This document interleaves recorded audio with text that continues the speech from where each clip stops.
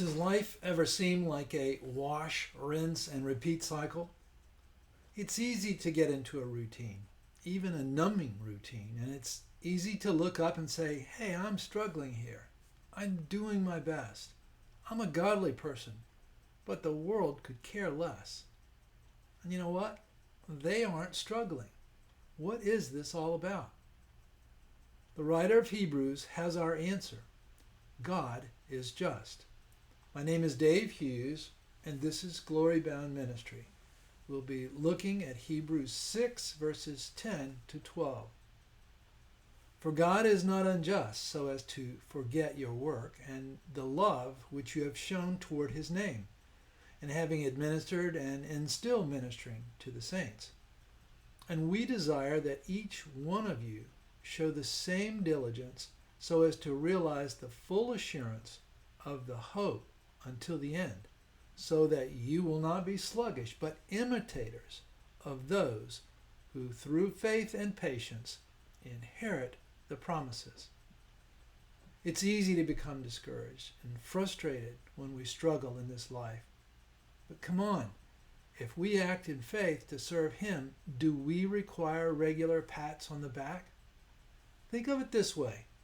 God would deny his own nature if he forgot such things. Actually, he would be unjust. God sees and remembers all things. The writer of Hebrews is encouraging us, urging believers in Jesus to maintain our hope and faith until the end and imitate those who inherit God's promises. Did you get the word inherit? Our efforts, our commitment, works, and faith are not a means of earning anything. Our heavenly rewards are an inheritance as adopted children of God.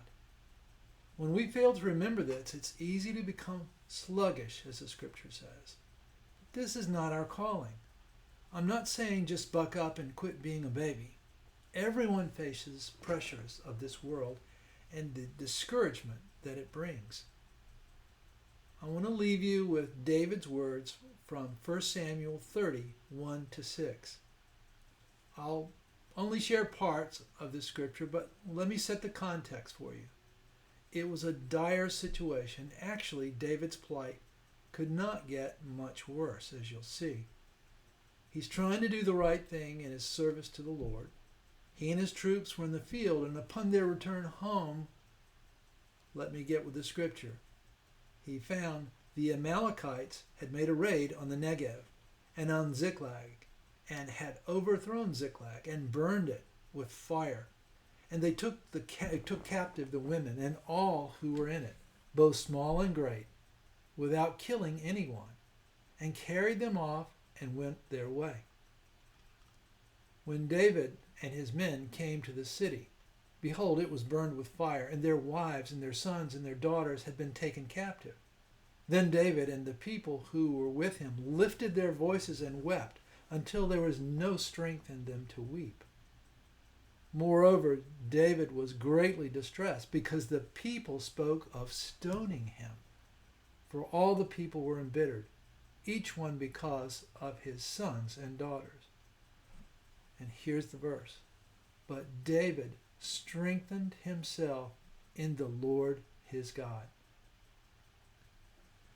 It's a true blessing when others encourage us, but we do not have to wait for that.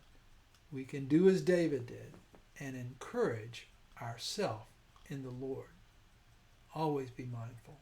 Our Father sees and hears all, and he is just.